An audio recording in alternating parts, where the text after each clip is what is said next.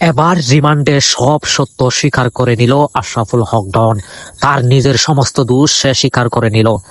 সেই সামিরাকে বিয়ে করার জন্য এবং তার পরিবারের দেওয়া 12 লক্ষ টাকার লোভে পড়ে শেষ পর্যন্ত সালমান শাহকে হত্যা করতে বাধ্য হয়েছিল বলে তিনি সরাসরি স্বীকার করে নিলেন এই আশরাফুল হক ডন। চিত্রনায়ক সালমান শাহ হত্যা মামলায় গ্রেফতার চলচ্চিত্র অভিনেতা আশরাফুল হক ডনকে 7 দিনের রিমান্ডে নিতে আবেদন করেছে পুলিশের অপরাধ তদন্ত বিভাগ সিআইডি।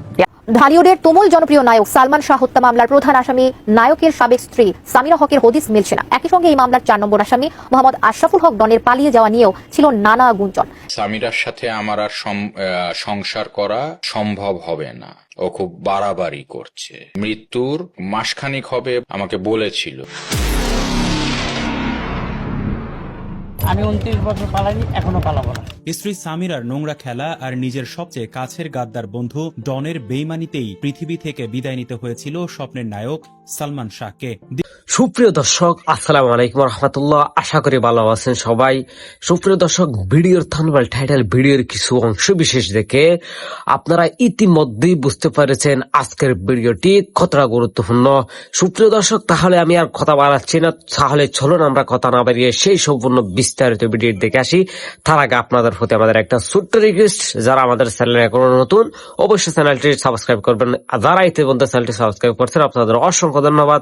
তাহলে চলুন এখানে আমরা বিস্তারিত ভিডিওটি দেখে আসি।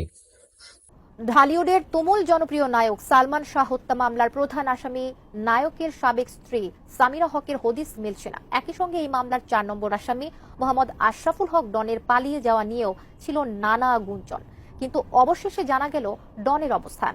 এমনকি সালমান শাহের মৃত্যু রহস্য নিয়ে মুখ খুলেছেন তিনি নিজেই। কি বললেন এই খল অভিনেতা, জানাচ্ছেন এসআই রাজ। ভালো আছি, ভালো থেকো, আকাশের ঠিকানায় চিঠি। ঢাকাই চলচ্চিত্রের অমর নায়ক সালমান শাহ বাংলা চলচ্চিত্রের এক অম্লান নাম। মাত্র 4 বছরের অভিনয় জীবনে ঢালিউডে নতুন এক অধ্যায়ের সূচনা করেছিলেন তিনি। একের পর এক ব্যবসা সফল সিনেমা উপহার দিয়ে কোটি কোটি দর্শকের হৃদয়ে জায়গা করে নেন ক্ষণজন্মা এই নায়ক। কিন্তু ক্যারিয়ারের তুঙ্গে থাকা অবস্থায় 1996 সালের 6 সেপ্টেম্বর রহস্যজনকভাবে মৃত্যুবরণ করেন তিনি। প্রথমে ধারণা করা হয় সালমান শাহ আত্মহত্যা করেছেন, কিন্তু পরিবারের দাবি এটি নিছক আত্মহত্যা নয়, বরং তাকে হত্যা করা হয়েছে। সেই দাবি যেন এবার প্রমাণ হতে চলেছে। দীর্ঘ 29 বছর পর আবারও সালমান শাহর মৃত্যু নিয়ে নতুন করে হত্যা মামলা হয়েছে। গত 21 অক্টোবর রমনা থানার দায়ের করা মামলায় 11 জনকে আসামি করা হয়েছে। এর মধ্যে রয়েছেন সালমান শাহর সাবেক স্ত্রী সামিরা হক, ব্যবসায়ী আজিজ মোহাম্মদ ভাই, লতিফা হক লুসি ও চলচ্চিত্রের খলনায়ক ডন সহ আরো কয়েকজন। মামলার মোড় ঘোরার পর থেকেই আলোচনায় আসেন ডন। গ্রেপ্তারের ভয়ে তার পালিয়ে যাওয়া নিয়েও ওঠেন নানা গুঞ্জন। তবে সব গুঞ্জনের অবসান ঘটিয়ে এবার নিজের অবস্থান জানিয়ে সালমান শাহর হত্যার রহস্য নিয়ে নিজেই মুখ খুলেছেন তিনি। গণমাধ্যমের সাক্ষাৎকারে ডন বলেন, সবাই বলছে তিনি নাকি পালিয়ে বেড়াচ্ছেন, কিন্তু না, 30 বছরে পালাননি, আর এখন কেন পালাবেন? তিনি বাসাতেই আছেন এবং 2-1 দিনের মধ্যেই পুলিশের কাছে আত্মসমর্পণ করবেন বলেও জানান তিনি। 6 কি 7 তারিখে খুব সম্ভবত আউটডোর ছিল হচ্ছে যে মান্নান সরকারের চাওয়া থেকে পাওয়া। তো আমি 2 তারিখ থেকে 7 তারিখ পর্যন্ত বগুড়াতেই। কোশ্চেন এখানে থাকতেই পারে যে সবসময় একসঙ্গে ছিল, কিন্তু এই মোমেন্টে ডন নেই কেন? এটা একটা স্বাভাবিক কোশ্চেন, আসতেই পারে। আমাদের প্রশাসন ওনারা খোঁজ নিয়েছেন, আমি কইছিলাম কি করেছি এই কয়েকদিন, তাই না?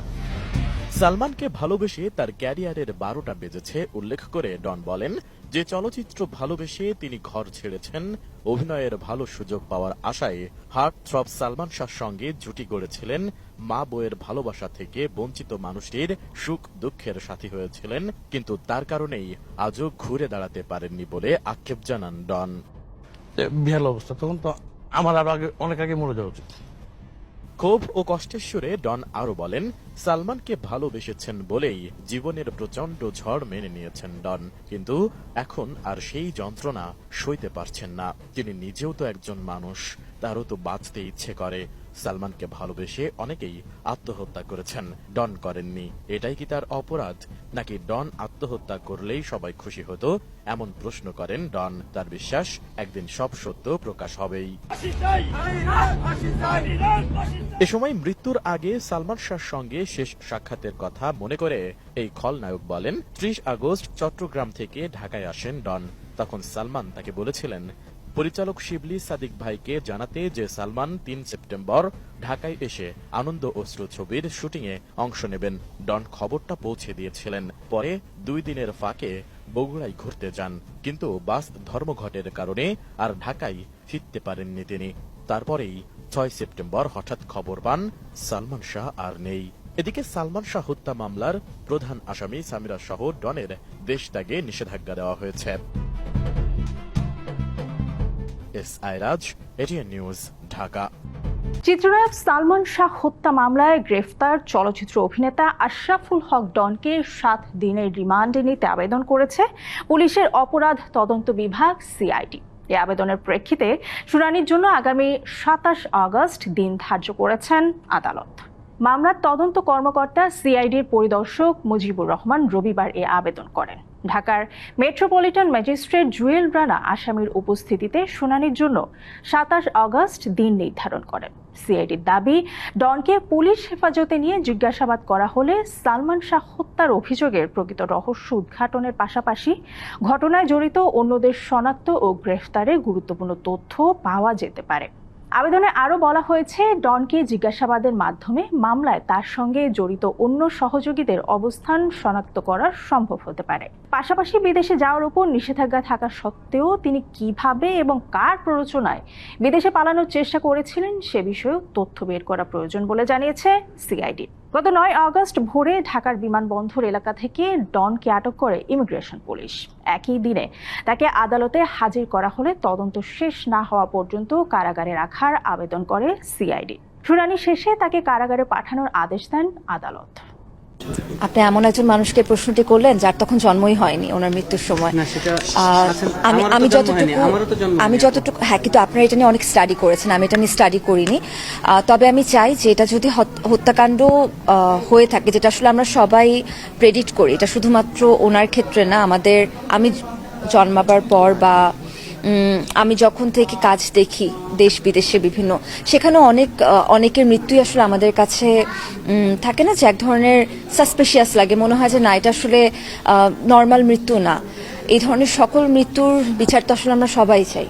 যেহেতু সালমান শাহ উনি আমাদের ইন্ডাস্ট্রির, আমাদের দেশের মানুষ, আমাদের অহংকার, অবশ্যই তারও সুষ্ঠু বিচার আমরা চাই। সেটার জন্য যে দায়ী তার বিচার এভাবে যদি হয় এভাবে হোক, না হলে আরো একটা লাইফ তো আছে আমাদের, সেই লাইফে তার বিচার হবে অবশ্যই।